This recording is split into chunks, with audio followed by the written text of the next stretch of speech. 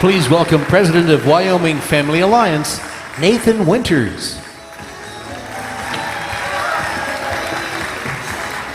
I tell you what, it's so good to be here tonight. To be in a room full of so many conservatives, it's just refreshing. It's almost a revival spirit. And I just want to say thank you for being here. And we've thanked a lot of people tonight, but Jeff Hunt and the team at the Centennial Institute have done a tremendous job of bringing Western conservatives together. Would you help me in thanking them? Thank you so much, guys. My name is Nathan Winters. I am the president of the Wyoming Family Alliance, and we are one of the independent groups from across the nation who stand together as the Family Policy Alliance, years ago known as Focus on the Family Action. And we stand for a place where life is cherished, where religious freedom flourishes, and where families thrive. And this weekend has been a joy for Wyoming Family Alliance to join with fellow conservatives from across Colorado and the West to lift up once again the common sense truths our fathers built this nation on. And as we gather, I want to pose two questions for you tonight. I want you to ask yourself the question, why are you here? And then the deeper question is this as well: why is it important for conservatives to gather together? Well, I believe that we've gathered here because we desperately love our country. And you cannot love this country without feeling a tremendous sense of unrest. And we as conservatives understand this unrest is exactly what happens when the freedoms we hold so dear, because they're stamped into our very beings, into our natures, when they're infringed upon. That sense of unrest is felt in a nation because some in this country have been using the institutions of a free society to destroy the foundations of freedom and then tell us all the time that it is our fault. For instance, they declare conservatives to be contentious even as they have been contending that the very idea of reality, that there are real things, is an old and outmoded idea. One example would be, we declare men to be men and women to be women based upon reality. They call that hatred.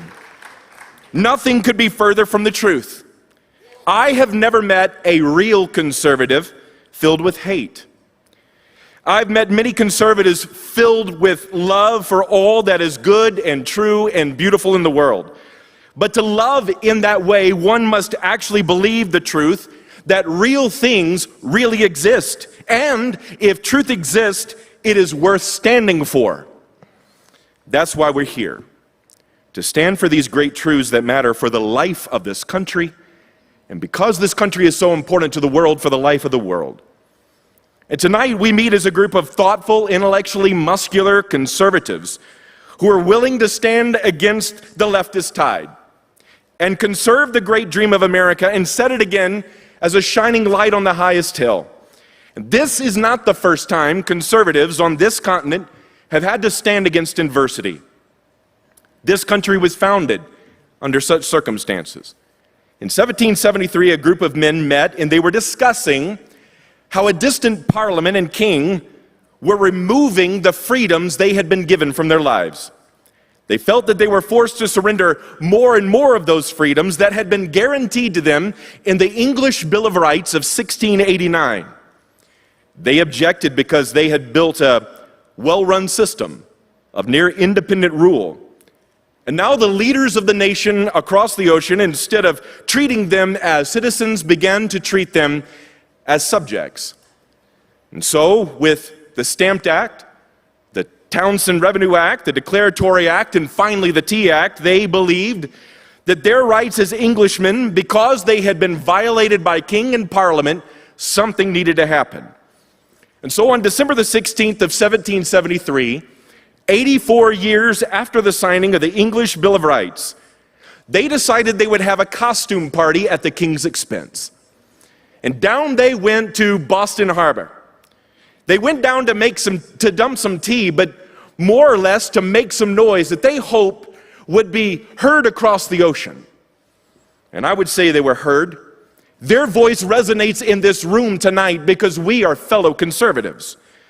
We're not here to dump tea, metaphorically or in any other way, but we are here to signal to the world that because of our love for true freedom, we as conservatives will never give up the hard-won liberties we have inherited. We will conserve them for future generations. Today, the struggle isn't with a king, but with some in a culture who would turn us Marxist. Today, we've come to a generation who hold our hard-won rights lightly. Today, there is a tyranny of ideas that are antithetical to the American promise. Today, people have been taught to expect more from government than from the very rights they've inherited.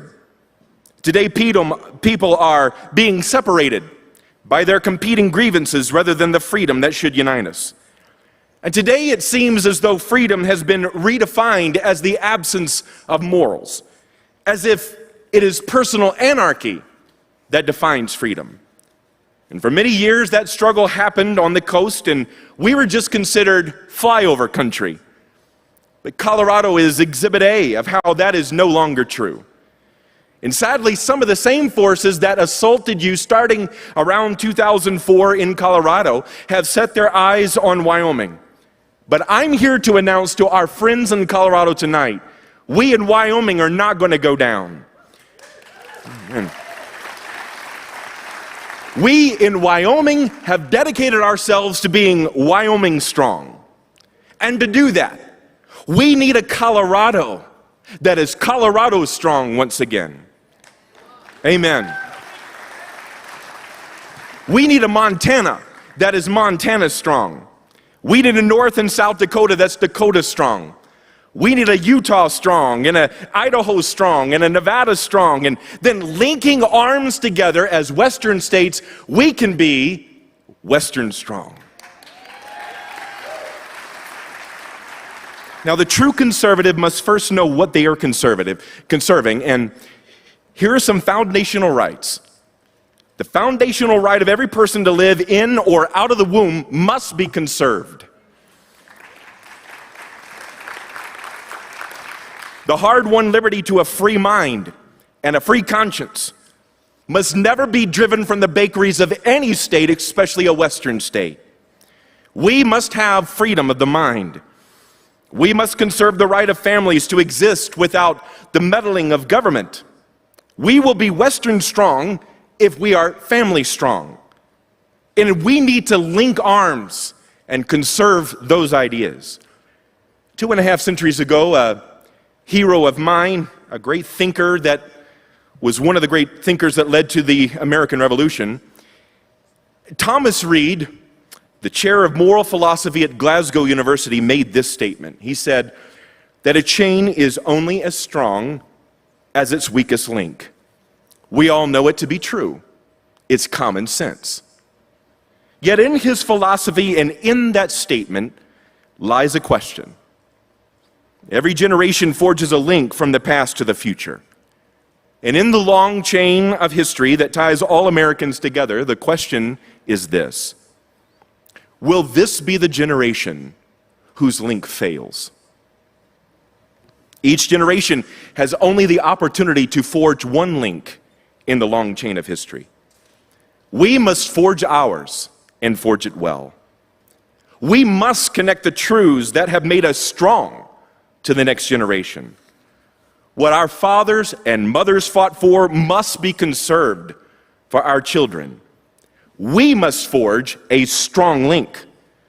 And I pledge to you with all that is in me, we in Wyoming will forge a Wyoming strong link. We will link arms with you and forge a link that is Western strong. And ultimately, we will conserve an America that is strong for future generations. And it will all start right here, because we are Western strong. God bless you. God bless these United States of America. Thank you so much.